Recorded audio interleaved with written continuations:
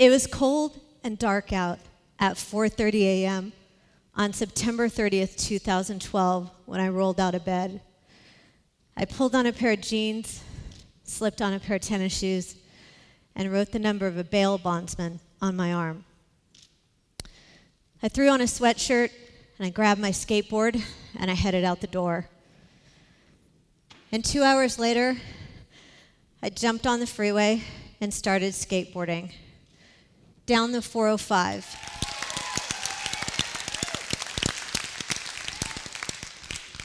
What made me think that a girl like me could do something like this? Well, I always grew up thinking that girls could do everything that boys could do.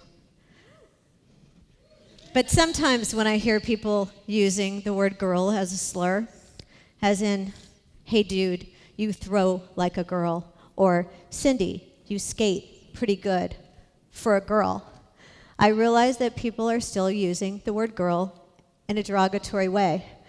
They're using someone's gender to make someone else feel less than. And you know what? Girl is not a four-letter word. When I was 14, I got my first skateboard. And that summer, I skateboarded everywhere. I was literally obsessed with it. But one of the things I liked best about it was my brother was really bad at it. I mean, really bad. He could barely do a 360. And sometimes there's nothing that fuels your passion like being better than your older brother at something. But I was really lucky. I had another woman who was also a bit of a rebel on my side, my grandmother. She'd take me to the beaches of Mexico to ride burros in the summer. She was the one letting me wear jeans to school when my mom wanted me to wear a dress. She was the one telling me that I could make a career out of skateboarding when my parents wanted nothing more for me than to actually attend high school, get good grades, and hopefully make some nice friends. But the best thing she ever taught me was that I was equal to my older brother and all the other boys in my neighborhood, and that I could do anything that they could do.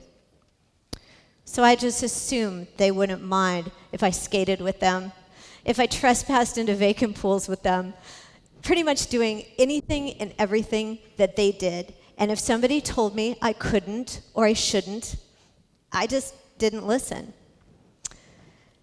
And later at the skate park, I started wearing headphones when I rode. Big, ugly, clunky, black headphones. At first because I liked to hear the music, and it made me hit the wall higher and go a little faster. And soon I realized it did something else. It helped me tune out the voices, good and bad, of the people watching me while I rode.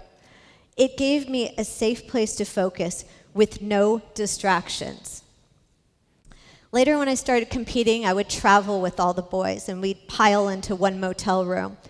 And the boys would sometimes make me sleep on the stinky carpeted floor. They'd give me last dibs on the shower. But every day, I was out there waiting and ready to drop into that pool along with the rest of them. And soon, I started seeing pictures of girls in skateboard magazines, just a few here and there. And I got really excited. And I cut them out and I put them on my bedroom wall. And I couldn't get enough of seeing these girls. And while I still looked up to the boys that I skated with, I now had some girls who were just like me to look up to as well. When I was 16, it was my turn to be that girl in the magazine. And better than getting this centerfold was the fact that I got to speak out about women in sports. More specifically, women in skateboarding. When the interviewer asked me questions like, why would a girl skateboard? Or better yet, why would a girl choose to skateboard half pipes and pools? I got to tell people that I thought that girls should do what they love and not what society feels is socially acceptable for them.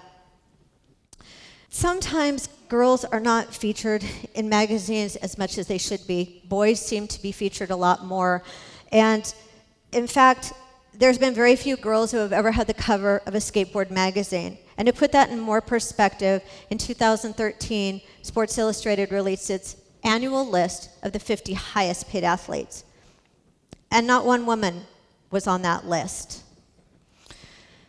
When I was 17, I turned pro, and I became a professional skateboarder. and I rode for one of the biggest companies in the industry. But at that time, I was the only girl on that team. So I would ask for my boards to be cut down for my height. I would ask for the team logo to be done in pink on my t-shirts.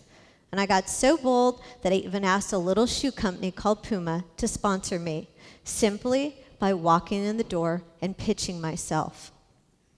Later, I'd ask for a skateboard tour that took me across 3 states for 3 weeks to some of the best skate parks the East Coast had to offer. And people still ask me, how did you do that? And the answer is very simple. I did exactly what I saw the boys doing. I asked for what I wanted. So my husband Ian wasn't surprised when I asked for his help planning a skateboard session down the 405 freeway during Carmageddon. That's when they closed the freeway in both directions for just a little over 48 hours and warned people to stay off it. It was a challenge I could not resist. Skaters have an obsession with being the first to do something, whether it be the first to do a trick or the first to skate somewhere new. It's just something in our blood. I can't explain it more than that. But the 405 freeway was something I couldn't stop thinking about, even if it meant getting arrested. So after 2 hours of climbing over fences and going through people's backyards, then hiding behind barricades from police helicopters and police cop cars cruising by, we found an opening at the Sepulveda Pass. As I scrambled through the fence and I ran up the dirt embankment, my heart was racing. My adrenaline was running, and I got to the freeway. And I got really excited, and I knew this was my only chance. So I put my board down, I jumped on it, and I started skating. I pushed from the slow lane to the middle lane, and I looked over my shoulder for traffic. And I started flying down the freeway. And I got so into that ride that I didn't even know that I was about to miss my exit. When the reporters came to talk to us about this, they first assumed that my husband Ian had been the one skating. When they found out it had been me, they were excited and stoked that a girl had had the balls to do something like this. But unfortunately, when you follow your dreams and you go after your passion and take a risk, you're sometimes going to get shit for it. And I didn't realize that there would be people out there who actually hated me for what I had done. People who hid behind anonymous comments on the internet, leaving me comments that had mean and nasty words in them, some of them 4 letters. And some people said, a girl shouldn't be doing this. And this time I couldn't put on those headphones and make it all go away. So I did the next best thing. I simply stopped reading the comments online, good and bad. I chose instead to be around people who believed in me. And partly because of that 405 freeway rebellion, something amazing happened. I got a chance to do a collab skateboard with Dusters California and Longboarding for Peace. And guess what I called it? Yep, the Girl Is Not a 4-Letter Word skateboard. My profits from that board go to Girl Riders Organization, and together we join the ranks of other female-empowered companies and sites like Girls Skate Network and Mafia TV, and brands like Silly Girl, Hoopla, and Meow, all working together to create a better future for girls in skateboarding. I feel that there is strength in numbers. 51% of the population is female, so if we all band together and work as one, we have the power to change the world any way we want. So support those girls you see out there kicking ass at what they're doing.